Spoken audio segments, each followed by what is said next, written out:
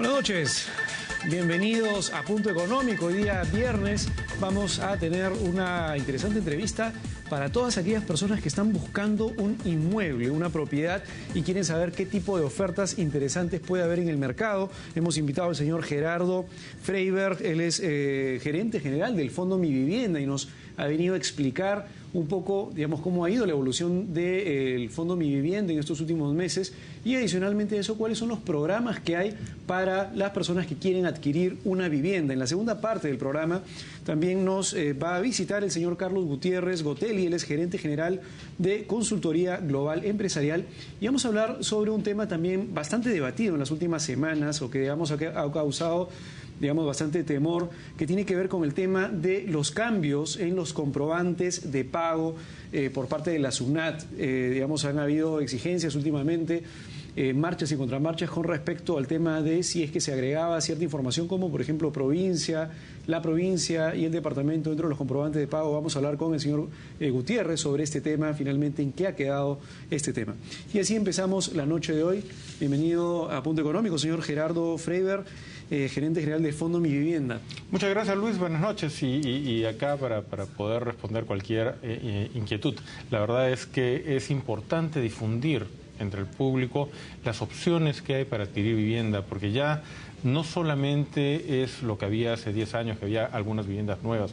Hoy hay financiamiento para vivienda de segundo uso, hoy día hay posibilidades de acceder a diferentes programas dependiendo del perfil que uno tenga, sea que es formal, sea que es informal. Hay procedimientos para identificar los ingresos cuando son informales y poder demostrarle a las entidades financieras que son sujetos de crédito y poder acceder a un crédito. Hoy día vamos a tratar de abarcar, todos los productos que se tiene como Mi Vivienda para que la gente entienda, a qué puede acceder. Pero me interesaría empezar primero entendiendo un poco el panorama global, el contexto en donde estamos con respecto al tema de la construcción de viviendas. Hemos visto últimamente que ha venido existiendo un temor reiterado con respecto a si existía o no existía una burbuja. Los precios definitivamente de cierto tipo de vivienda, sobre todo en el segmento AB, han comenzado ya a parar y se prevé un crecimiento muchísimo más moderado de lo que se veía previendo inicialmente o a fines del año pasado o inicio de este año. Esto en el segmento A, B y, en el segmento C, D, siempre se hablaba de que existía demasiada demanda y que la oferta no calzaba con la demanda, por lo tanto que ahí, existía mucho espacio todavía para que eventualmente los precios pudieran eventualmente elevarse, dado la mayor demanda con respecto a la oferta.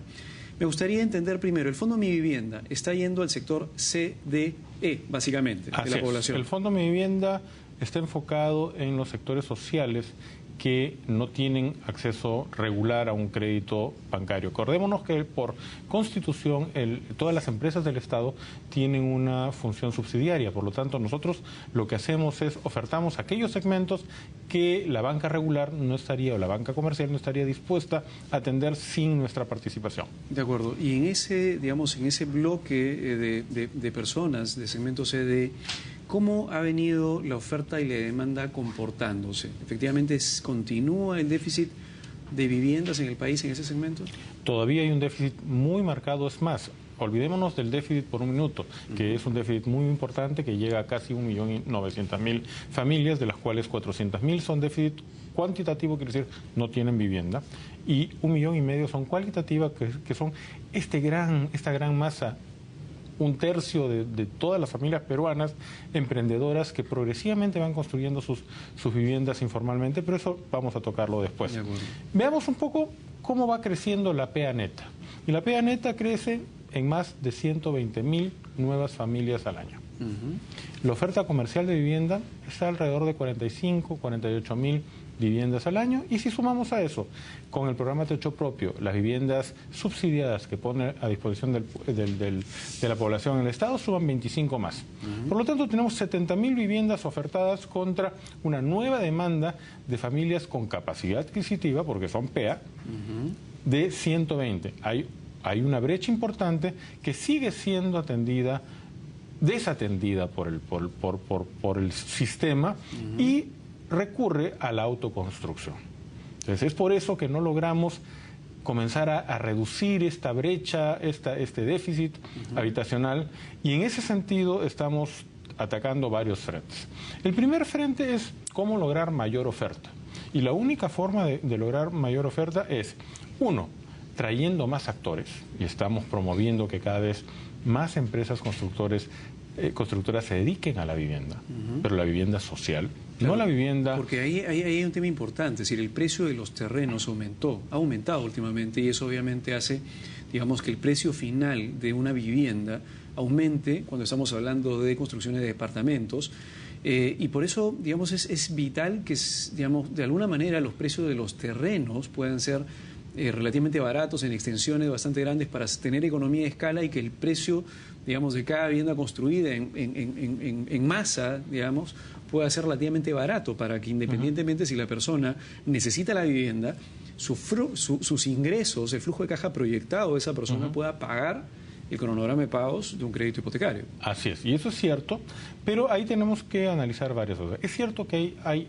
algo de escasez de suelo urbano, y en ese contexto el Ministerio de Vivienda, está trabajando muy duro para promover el programa que se llama Programa de Generación de Suelo Urbano en terrenos del Estado, sean del Estado central, sean municipales, sean regionales, sean incluso de instituciones del Estado, poderlas poner a disposición a precios razonables, porque acá ha estado pasando algo que ha generado una sobreestimación del valor de los terrenos.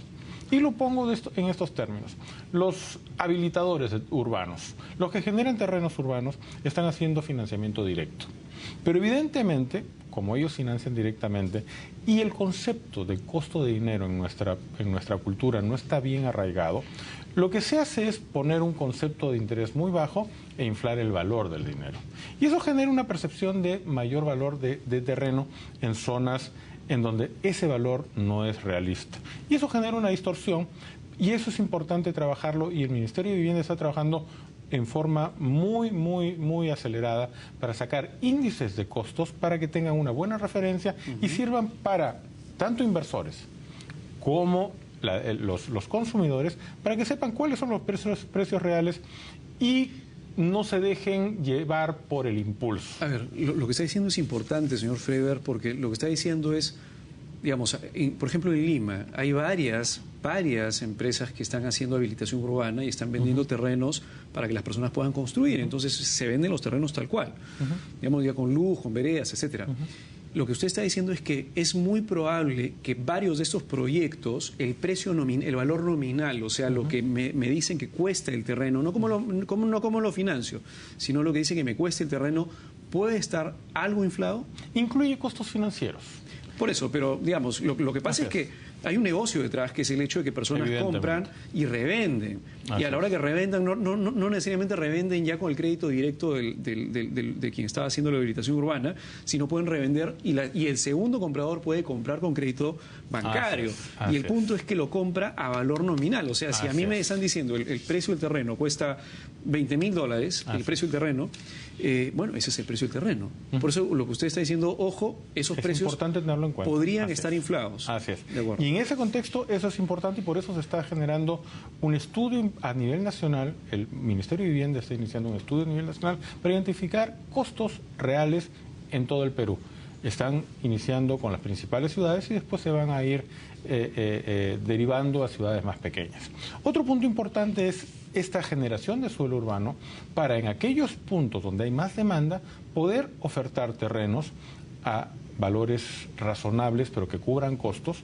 La idea es cubrir costos para que pueda haber suficiente aliciente hacia el poblador que no cuenta con una vivienda para embarcarse en un crédito y poder adquirir una vivienda, en lugar de proceder a invadir, que hoy por hoy sabemos que la invasión no paga, porque se va a perder todo lo que se invierta. Y lo que nos establecen las estadísticas que hemos revisado es que lo que paga un invasor es tanto más de lo que cuesta el terreno comercialmente. El problema es que, como hay un déficit, no hay oferta, a veces se ven forzados a buscar otras alternativas y se dejan engañar por traficantes de tierras que lo único que hacen es lucrar con la necesidad del pueblo. Además, porque finalmente el riesgo es altísimo también. O sea, muchas veces digamos, gente que compra y no compra formalmente y por lo tanto la propiedad no está registrada, pues es muy probable que tenga muchos dolores de cabeza en el futuro, porque en algún momento cuando se registre formalmente ahí va a haber todo un dolor de cabeza. Así es. Pero bueno, en todo caso, digamos, la necesidad de que exista suelo para que los privados puedan entrar y construir, digamos, con suelo barato para que el precio final sea barato es importante, y entiendo ahí que hay una serie de planes que están haciendo desde el gobierno para que se pueda efectivamente tratar de a efectos municipales o digamos, o tierras heráceas del gobierno así es. Y por central se puede hacer. Y vemos unos ejemplos de Lima y también vamos a ampliar a provincias. De acuerdo. Veamos el proyecto Coyique, que estuvo trampado tantos años, finalmente se ha destrampado y ya comienza a ofertar vivienda en esta zona, además vivienda densificada de tal manera que no son casas individuales, sino son edificaciones multifamiliares que permiten utilizar mejor el terreno. Está el proyecto Ciudad Alameda de Ancón, con una oferta. Ahí me gustaría, por favor, si tenemos el cuadro 3, por favor, porque creo que esto es importante. Vamos al cuadro 3, por favor. Justamente lo que estábamos hablando hace un momento, el hecho de que existan grandes extensiones de tierra que no hayan sido utilizadas y digamos, poder ponerlas en valor tratando que existan grupos habitacionales, ¿eso tiene que ver con la ciudad Alameda de Ancón? Así es, porque en paralelo a la densificación, que es algo que va a suceder y se va a dar progresivamente, también tenemos que poner en oferta al público las extensiones de terreno disponibles de zonas urbanas. No queremos tampoco generar problemas de desarrollos urbanos que no tengan sostenibilidad porque no tienen cercanía a los centros de generación de rentas, y poder poner al alcance de la población estos terrenos para que puedan acceder, contando además con el subsidio que otorga el Estado en el programa Techo Propio, a la vivienda que más le convenga. ¿Cómo funciona el caso, por ejemplo, de Ciudad Alameda de Ancón? ¿En dónde queda? Y, digamos, ¿qué es lo que la población que nos está mirando podría acceder? Ciudad Alameda de Ancón queda casi frente al Cerro de Santa Rosa, ¿no es cierto? Es una extensión de 109 hectáreas, donde se van a desarrollar 11.000 viviendas, pero lo más importante, no solamente viviendas. Hay zonas reservadas para educación primaria, secundaria e incluso técnica. Hay zonas reservadas para salud. Va a tener un centro de salud, va a tener también seguridad. Se está incluso viendo la posibilidad de que parte del Poder Judicial tenga una sede en esta zona para poder facilitar el acceso a la población, y tiene una reserva importante de terrenos para industria ligera y para comercio que permitan a una buena parte de esta población tener sus fuentes de ingresos en la cercanía y no tenerse que desplazar 2-3 horas perdiendo calidad de vida y productividad y costo de traslado, y poderlo realizar dentro de su misma área de vivienda. Es decir, por eso obviamente el término ciudad, es decir, lo que se está tratando de hacer es generar una nueva ciudad dentro, digamos, de Ancón, entiendo, ¿no? Digamos que las personas puedan vivir y trabajar en el mismo lugar. De esa forma, obviamente, aumenta la calidad de vida. ¿Esto forma parte del esquema? ¿De qué esquema? Es el esquema del programa de generación de suelo urbano, que si bien ese es el ideal, y lo ideal es hacer ciudad, también hay algunos terrenos identificados que son más pequeños donde no se puede hacer un desarrollo tan grande, pero se puede hacer un complejo multifamiliar donde pueda atraerse a la población que no tiene vivienda y pueda adquirir ahí una vivienda adecuada. Este me imagino es uno de los proyectos más grandes que existen. Este es uno de los más grandes, pero no es el único. Y hay otros proyectos importantes. Hay proyectos de generación de ciudad, como el proyecto de Olmos y Majes. Hay un número grande de proyectos que están saliendo, van a ir saliendo progresivamente a la oferta. Y en asociación, parte pública, parte privada, en donde lo que se prioriza en estos concursos en los que participa la actividad privada es el beneficio social del proyecto. Gana no el que oferte más porque se pone un precio-costo del terreno, sino que gana aquel que ofrece mejores condiciones para quienes adquieran. Tenemos un cuadro, por favor, vamos al siguiente cuadro, que me imagino tiene que ver justamente con esto, que son los concursos públicos que están en proceso en diferentes partes de Lima y de provincias para hacer proyectos de vivienda. Así es. Y esto es solamente una pequeña parte del total de inventario que estamos analizando. Estamos analizando un inventario de más de 150 posibles proyectos que provienen, como te dije, de fuentes de gobierno central, de fuentes de gobiernos regionales, porque nos ponen a disposición terrenos que tengan factibilidad de gobiernos municipales. Las municipalidades, hay muchas municipalidades muy activas y muy proactivas en favor de la calidad de vida de su población, y en ese contexto es que hemos formado una mesa de trabajo en donde se va identificando la viabilidad de estos terrenos, se asegura la factibilidad de servicios y una vez asegurado se licita para que algún privado pueda ejecutarlo. Ahora, es interesante que las personas, la población pueda acceder a esta información. Por ejemplo, a ver si poníamos el cuadro 4. En el caso, por ejemplo, de provincias, en Huancavelica van a haber 90 viviendas estimadas que van a salir pronto. Ahí justamente tenemos el cuadro, 90 viviendas. En Moquegua, Hilo, 150 viviendas. En La Libertad, Trujillo, 200 viviendas.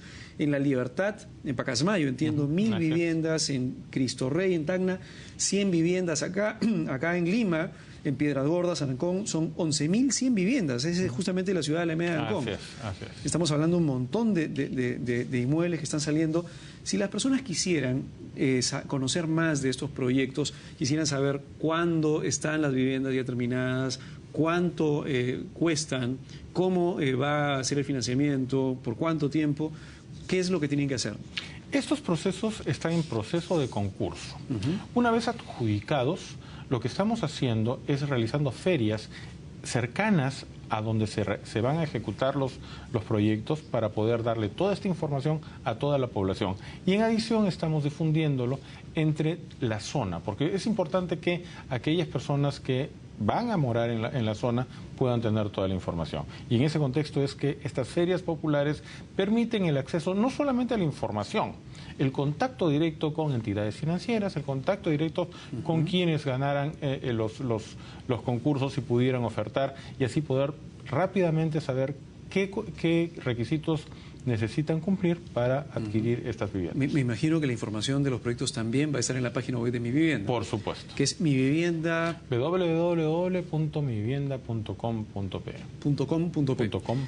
Vamos a un corte y volvemos con más en la siguiente parte del programa para ver cuáles son los planes, qué posibilidades tienen las personas para poder acceder a una vivienda con Mi Vivienda. Volvemos.